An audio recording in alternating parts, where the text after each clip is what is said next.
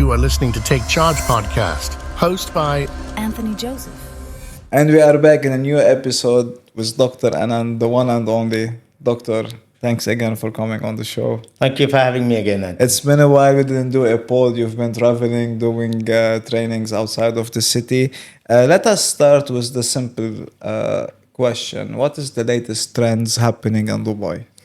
Well, okay. The first thing, obviously, is the weather has become absolutely amazing, which naturally means airports are full, planes are bringing a lot of people in. Great opportunity at this point in time because many people who have been considering buying now actually come into the mindset where, okay, let's take a visit and let's actually make the deals happen. So I think you're going to see the brokers, the real estate companies super busy for the next 3 to 4 months, which is good for us and for the economy of the city. So that's the first thing on trends. We've just finished one of the biggest events in the world, the COP28, which again attracted a lot of attention to Dubai, media-wise, internationally also. So I think that is also going to have a positive knock-on effect.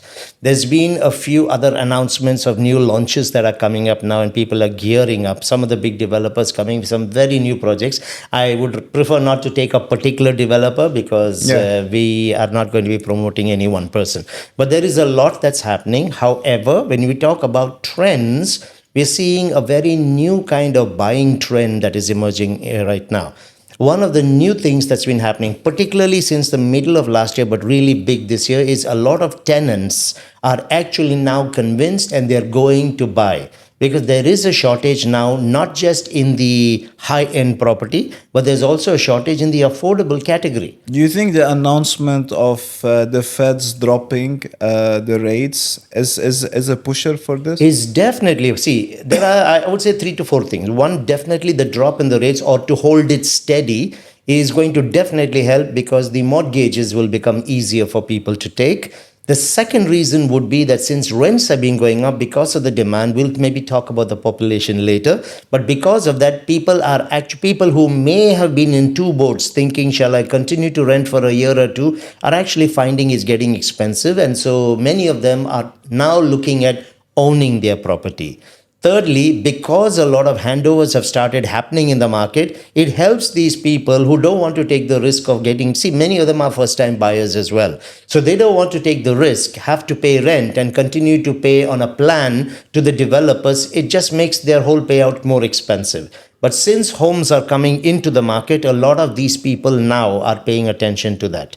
Of course, with the golden visa, many other buyers also who have been looking for getting that visa are now swallowing up the properties when they are becoming ready. Look at all the newspapers. They will tell you that the ready homes market has been rising steadily. With the 1 million entry point and being able to apply for the visa is again attracting a lot of buyers. But I would say that is still the investors at this point. Homeowners, yes, we're seeing the trend change. We're seeing a lot of renters or tenants now looking to own property. But particularly they're looking at the areas which, like the JVCs, the Arjans, the JVTs, or the Dubai South which kind making of area. it go nuts. Like I remember like two years ago when we used to sell Arjan, we were selling it on 800, 900 dirhams a square foot. Today, a new project being launched off plan selling on 1,200 dirhams a square foot, which Absolutely. is really like we've seen this crazy rise between Arjan, JVC and JVT.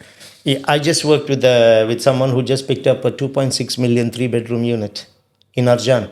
Yeah. So 2.6 3-bedroom, and people are saying, what's going on here? I mean, I could get a 5-bedroom townhouse with some of the better known developers, obviously in a slightly far away community, but I can get that.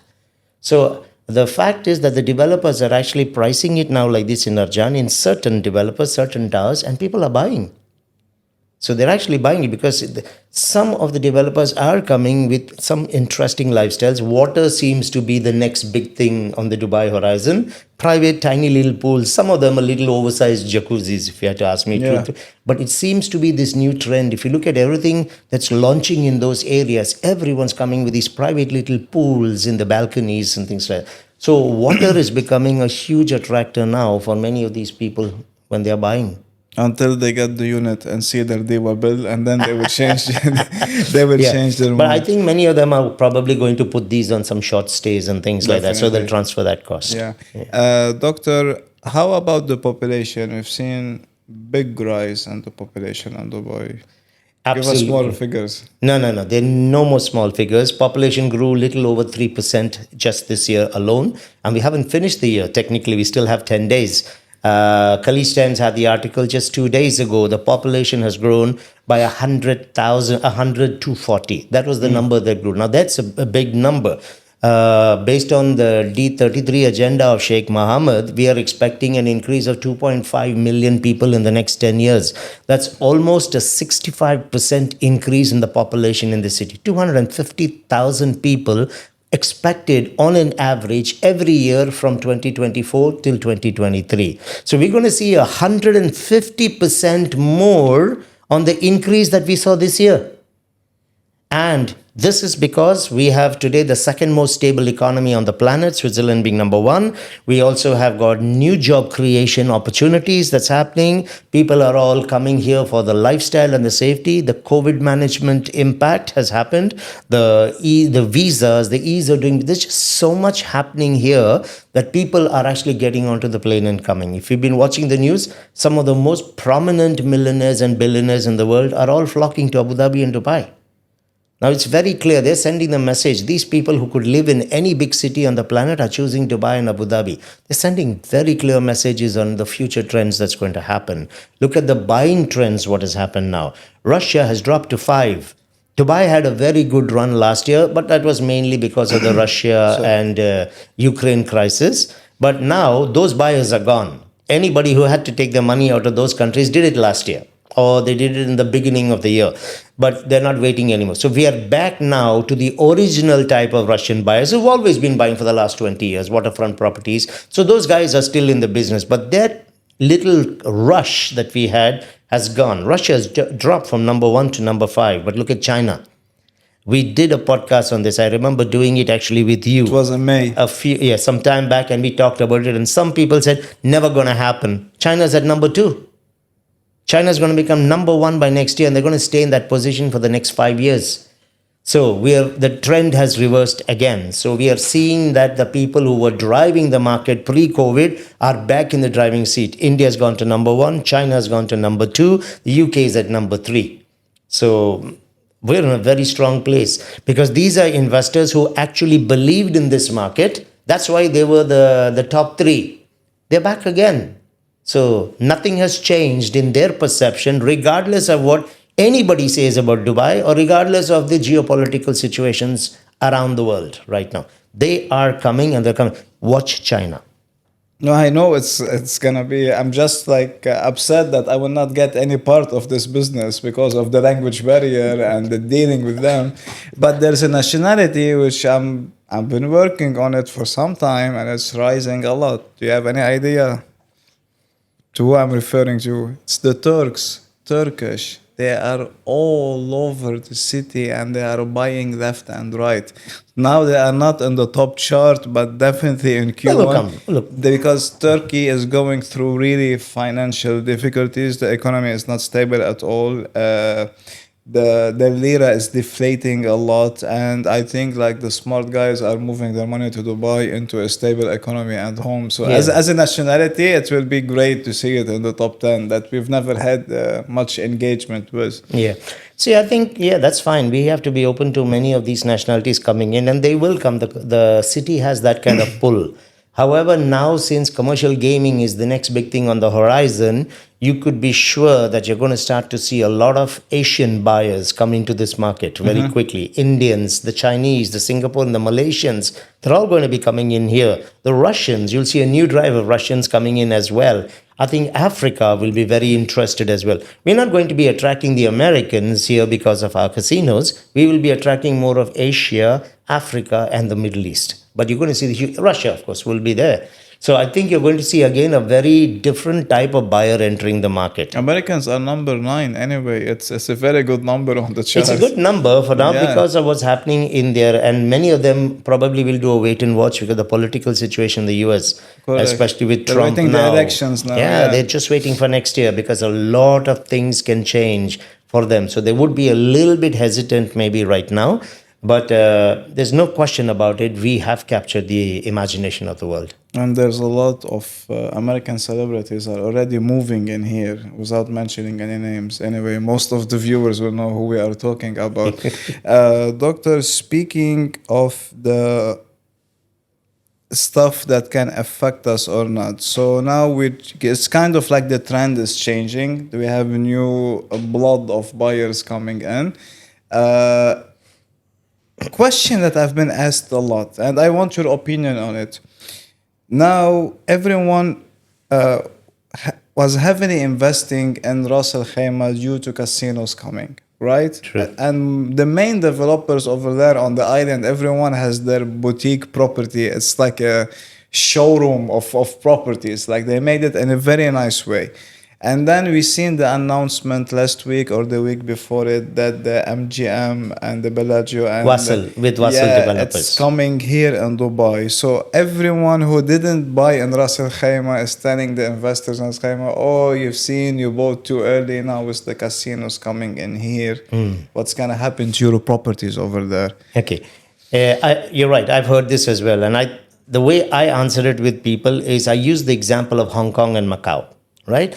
While a lot of people, especially the Chinese, Singaporeans, Malaysians, they come into Hong Kong because they're going to operate using their money from there, but they will take a hydrofoil or a helicopter and 40 minutes later they're in Macau. They come to Macau just to do the gambling. There's nothing in Macau besides those hotels, and there's a broken down church with just a single wall. That's it. There's nothing else on Macau. So there's no lifestyle there. They might come, they might stay overnight, 2 nights, but a lot of the real billionaires or the big boys who are coming in there, they live in Hong Kong, they take a 40-minute hydrofoil or their own private boats, and then they come back in the evenings. I can see something similar happening with Dubai and Ras Al Khaimah. You see, while Ras Al Khaimah is becoming very, very attractive because of the casinos and waterfront tourism, there's a very heavy push with RAC TDA, Tourism Development Authority. There's a push for the waterfront lifestyles. But RAC still doesn't offer the dynamism of Dubai as a city and the multifaceted lifestyle entertainment options. So a lot of the people wouldn't mind coming into Dubai and just doing a quick hop or a trip down to Ras Al Khaimah and come. What will make it even more attractive is, yes, once Wasl is ready, that's obviously going to take a minimum of 5 years. Then by the time Bellagio comes in here, MGM, Aria, I think we will shift the focus back from Ras Al Khaimah, but maybe the next 3 years does belong to Ras Al Khaimah because everyone is waiting for that casino. And now Marjan Island, I mean the first casino, the win will what? It's 2027. Yeah, so there's still time. Of it, yeah. But again, for us, nothing before 28 or 29. Nothing. We got to finish the island firstly. It's coming a little beyond the Burj Al Arab. We got to finish that island, and then we have got to start constructing the hotels. There's absolutely nothing there. So there's just the noise. So what does that mean? Investors are probably going to have to wait for a couple of years, or at least 3 years before the launches start getting announced, and then 3 to 4 years after that. So we're talking a 7-year run at least. So there are people who don't want to wait that long. So they're still capitalizing in Ras Al Khaimah. Some of them probably will offload some of their investments closer to time, make an amazing return, and then repeat the same on the island with Wasl here. So yes, the casinos coming up here will pull back some of the advantage that Dubai lost. But to tell an investor that you should have waited, you shouldn't have taken that opportunity, I'm sorry, that's the wrong guy talking to them. Investors don't wait. There is an opportunity, I got into it, I will exit and get into the next opportunity. I'm going to make my money anyway. Investors recognize the opportunity, and now a new opportunity is coming up, which doesn't make me lose in my current opportunity. I got in early when the prices were low. My payment plans were very soft and longer. The attention has come, and I will always be able to find buyers when I have to offload it. I'll transfer the rest of the plan on them, but I'll make a very good return. After that, I'll come into even the prices, like what's happening there. It's really interesting. Like last week. Maybe earlier, December 5th, we were working on the Nikki Beach and the Rosso Bay and even the Nobu residents coming over there, and the prices like now starting 2,500. Even the address came at 2,800, 2,900. So that's right. which is approximately the prices of downtown Dubai, which make me really surprised. I'm like, if this is being launched on off plan, what can we expect When when it's close this to will be absolutely. ready? And I'm sure we're gonna expect what, double up, if not double up, 75%. Easy. See, again, I think it's two things that will drive the price. One is the type of the product. So when we look at downtown, we're looking at an urban chic city lifestyle, contemporary lifestyle, and then you're comparing waterfront luxury leisure lifestyles. They're just two very different lifestyles. And we know that waterfront properties have the ability to demand a higher asking price. And then it's based on demand. Demand also is what helps Yeah. push the price up. And there's no question about it. Ras Al Khaimah has been in demand a lot, especially in the last 2 years. So that's it. Corrections or anything that would happen there will depend on how Dubai brings the counter offer, which I think is going to be absolutely amazing. I mean, with all With respect, this location, I'm sure they were not starting below 3,500, and this is the entry without no view yes, unit in and you here. see, what will also help you is in that pricing, you're not getting just that particular opportunity. You get it in a city which is one of the best cities in the world that offers you multiple lifestyle opportunities that RAC cannot yet give you. So there's several things that will support the actual pricing that will happen on the ground. So I think we're still in a good run. And if you look at it, you ask anyone on the roads today who is not in real estate or who's not aware, ask them, have you heard of Win? Amazing company. We have more knowledge about it because we are in real estate, and the millionaires of the world probably know about it. But the brand perception to the person on the street, they have no clue. They don't even understand. If they have a YouTube, they would understand. Like, Yeah, it's- yeah, but I'm saying that this is not something people focus on. So, however, you ask the same guy, have you heard of MGM?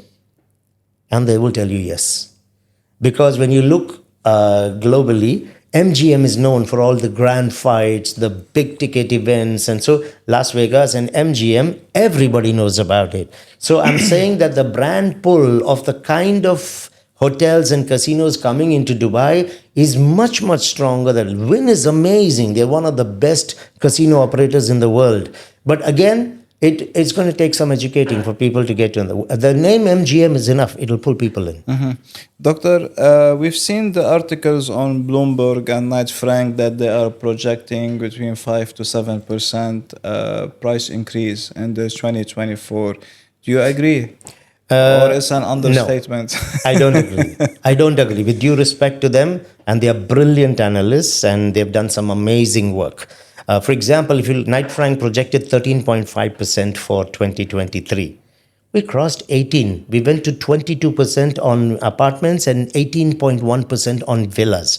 So we actually exceeded that amount. So again, based on factors like peaks, like the 2014 peak, which was something we should talk about, you have to take into consideration when you do your research, not just trends in property in previous cycles. You have to take in account the economic growth and development and vision of the city, because you can never separate real estate from the economic development, right? Part of growing, when you want to double your economy in 10 years, it means you're going to need more offices. You're going to need bigger airports, which is coming again. We've already heard about the expansions of Dubai International Airport by 2030. Why do you think they're doing that?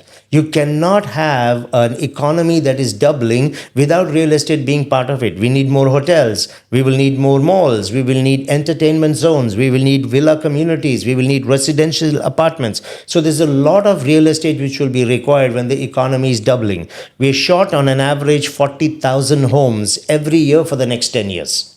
For the next 10 years, based on the projected handovers, we are short. So again, that will drive the numbers up. So when coming up with projections, I think we have to look just beyond the normal property cycles and also take into account all the plans that the government has put into place. For example, 2014, if you've been following all the reports and people who've been talking, they were referencing back to 2014. They were saying prices haven't yet peaked to 2014. Prices haven't yet. What are they actually saying? After that, you're going to see a flattening. That's what they're doing. We've crossed 2014 3 months ago already. But what people are making as a mistake is they're looking at the Dubai that existed in 2014, 9 years ago, and saying in that kind of Dubai, at a peak at 2014, this is what started happening. We're not the same Dubai anymore. We did not have the D33 agenda at that 9 years ago. We never did an expo. We did not have District 2020. We did not have the 10-year visas. Even the We did not have the regulations, casino. We didn't everything have was anything. different. They Yeah. loosened up all of the laws to make sure that anyone can move in the city and So, live in so here. we're talking of a very different city, and therefore, I don't believe 5 to 7%. I think we'll hit 5 to 7% in the first 4 months of next year, because we're in the peak season. And you know what usually happens, particularly during the Chinese New Year? They come into Dubai and they're going to swallow a lot of property. You're going to see prices jump dramatically. They couldn't do it for 3 years because COVID took them out the longest. But before that, that's exactly what they were doing. It's going to happen again. This 5% that they're talking of annual, I'm confident, if not end of March, by April, we're hitting it easily. You're hitting 10%. Oh. That's what you're saying. Easy. Okay.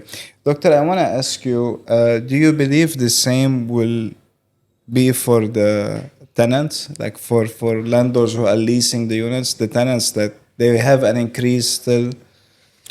Okay. Yes, the increase would be there. It may not be proportionate to the increase in the demand to buy, but it will go up. It has to go up because when you have 250,000 new people coming in and you're having a shortage of homes, 40,000 homes, it means the demand will be there to rent. Plus, we are seeing another pattern. It's called a shifting pattern here, right? People who were staying on a Palm Jumeirah cannot afford that anymore, so they're moving into a Dubai Marina kind of lifestyle. Those who are in a Dubai Marina cannot afford it anymore, so they are probably crossing over into a JLT lifestyle. So you're seeing this move happening where people are moving into the more affordable communities. Hence, we are also facing shortage for affordable homes now. So people are moving outwards, and that's also why many of them are now considering, I don't want to rent anymore, let me buy. So we're seeing a buying trend changing. We're seeing a shift in rental patterns in terms of the kind of tenants moving into the communities is changing. The volume of the transactions is still there, but the personality of the people in the transactions are changing, which is exactly why you have so much of demand now. And all the developers, they could be just, I say, mid-range or budget-sized, affordable inventory kind of developers selling very happily today. We've seen the developers changing trends a bit. They used to release 1 or 2 projects a week, and now they're doing once every couple of weeks. So some of them are doing once a month. So my question is it something that they're doing now because the city is into kind of holiday mood where most of the people are outside, or they're just following the new trends of the market that the market will not accept us to be releasing 1,200 units in a month, so we need to slow down a bit and follow the trend? So what do you feel about this? Okay, some developers have slowed down a few, but I think they're going to be starting. I think many of them now, from January, you will see a lot. Probably by end of December, which we're close to, with a lot of promotional offers, you will see it coming out in the festival. However, developers cannot just keep slowing down, because with the current economic trend that is going upwards and people coming into the city wanting still to get the tax benefits, so easy now to get your licenses here, they are losing opportunity. So if they are not going to be launching to get that opportunity, I think they're just going to lose these people to the other developers who are still out there. We know that many of the developers are actually looking at bringing around 100,000 units more in the next 2 to 3 years, because these will hand over 28 onwards to take care of the people who are coming at that time, because we're short 200,000 homes already up to 2028. 200,000 homes. And we're reaching this shortage because, one, the increase of people coming, tenants are moving into buying. So suddenly you've seen internally from within the city, there is a new trend of buyers coming up. The 10-year visa is absolutely killing it. I got it. Yeah, well, mabruk on that. Thank you. So I'm just saying that because of that, it's just out there, it's being swallowed up. So to be able to see, this is why I believe most of the developers working in line with the D33 agenda are launching. People who don't understand that are confused. So many handovers are happening. How come we can have so many launches as well? Now you have acres that's just been announced, right, by Miras. You're going to see more and more that's going to come out. And I feel that area, like all of around the global village, is becoming the new villa communities that they are doing. It will, because we are learning, we're using the same model that the developed cities had in the past. We don't have space now. So either you build in the ocean and you create it, or you're going to have to go into the deserts. But what I love about Dubai is when you plan master developments, you create them to be holistic. So once you are in that community, you will not even need to leave it. Everything will be there. The schools, the parks. We're putting beaches in the desert. The greenery they're doing, like the organic and the food. 59% of acres is going to be green. Everything So I'm saying, they're doing, yeah. how many places on the planet do you know that's putting so many beaches and waterfront lifestyles in the middle of a desert? So we're giving them everything that you would want to come to Dubai for. You've got your malls, you've got office blocks coming in there, you've got schools in there, hospitals are there, you've got jogging tracks, pet-friendly communities, green lifestyles, just everything. So micro cities is the concept of the future Dubai. So there's no stopping it, because the desert is largely untapped for a city like Dubai. Actually, for many of the cities in the Middle East. So potential is huge. You know, I always do polls on LinkedIn and on Instagram. And my last poll was, because I get asked this a lot, I'm like, is Dubai going to a correction? And if yes, when? And I got over 70% saying yes. Regarding the when, no one didn't know. But they're all insisting that we are going to a correction. What's your intake on this? Okay, firstly, yes, you're right. They don't know when. Second, they don't even know why. They're just historically going, looking at the It used to be Dubai is a bubble. Exactly. Now we are correction, because the bubble is not there anymore. Now we're in the correction. So you got to firstly understand, when you have a market that's in demand, how does correction happen? It just defeats the laws of economics. So either you've got these few guys who are replying in there, some of them possible investors, most of them probably brokers, who think that they are the masters of economy and real estate, and they come and throw something. If you ask them, it's a historical reference. They'll go back to what happened in the previous cycle. They'll go back to what happened before that. But you fail to factor in that we don't have the same city now. We don't have the same agenda now. We are number 3 in the top 10 power cities in the world. The Economist survey gave that to us in August. How can you separate real estate from the aggressive development of the city? When the city isn't going into correction, it is in expansion. How do you logically explain correction in real estate?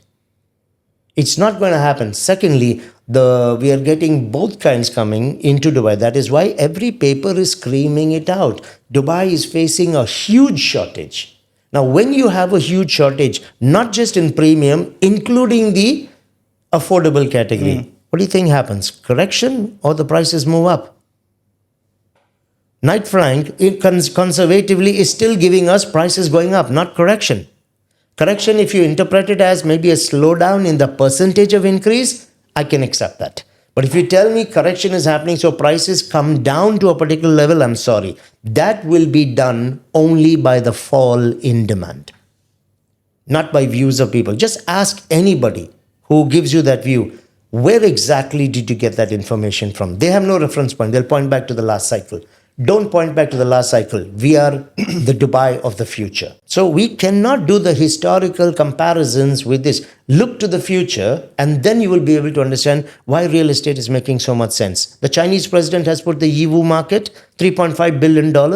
You think China, the fastest growing economy on the planet for the last 19 years, you think they haven't understood market dynamics? They cannot understand geopolitical situations?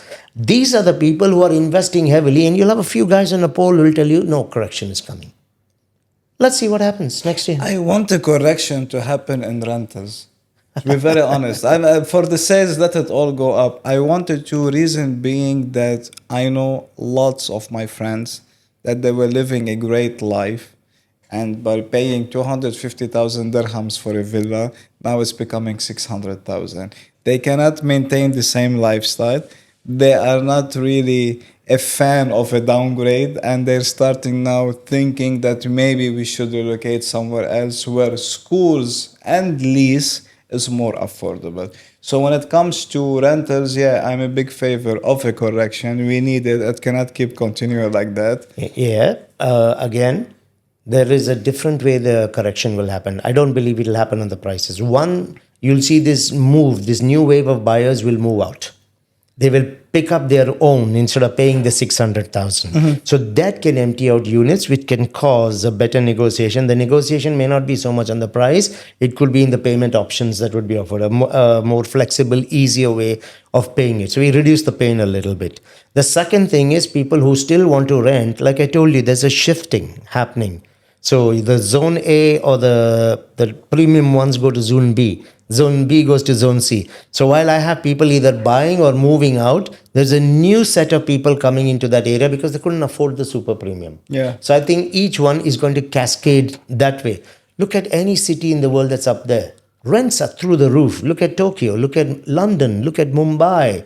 Toronto. You can look at any top city in the world. Rents are sky high. Now, we have been an emerging city for so long, so everybody got used to having a rent which was very acceptable. We're now aiming to be one of It was cheap before, Yeah, then acceptable. It was cheap by and now it's comparison, high. right? Yeah. But then your city, when it was cheap, where was your city on the global map? Not even in the top 10. Exactly. Yeah. So as you're growing, as you become premium, the demand gets put onto it. Now, that can be a blessing to some people. That may not be for a few others. But I think it's about how you understand it. For example, look at London, right? London, people are What living... you pay here in a month, you pay there per week in London. Yeah. So let's not compare it. No, why I'm telling you this is very important. Dubai is going to be the same. People are living outside in the suburbs and they travel an hour, sometimes 90 minutes one way to come to work because they can't afford it. So what have they done? The shifting trend. People are doing that in New York. They do it in Mumbai. People are living 2 hours away and coming into work. You cannot avoid that happening even in Dubai. The people who will complain are the ones who got complacent and have enjoyed that lifestyle you talked of. For them now it's inconvenience. But the future city of the Dubai is not only about them. There's people coming in when they will understand this as the dynamic of the city and they will accept it. It's like when Salik came. Everybody grumbled, right? Who talks about Salik today? VAT. It's the least of our worries. I know, VAT. Yeah. But when it came out, people talked about it like as if it would break you. That's what they do, always. Yeah. And next month we have the corporate tax, the first payment. 9%. It's going to be fun. Doctor, this has been amazing, as usual. Thanks a lot for coming and looking forward to see you in the next episode. Looking forward to be with you, Anthony, anytime. Thank you. You are listening to Take Charge podcast, hosted by Anthony Joseph.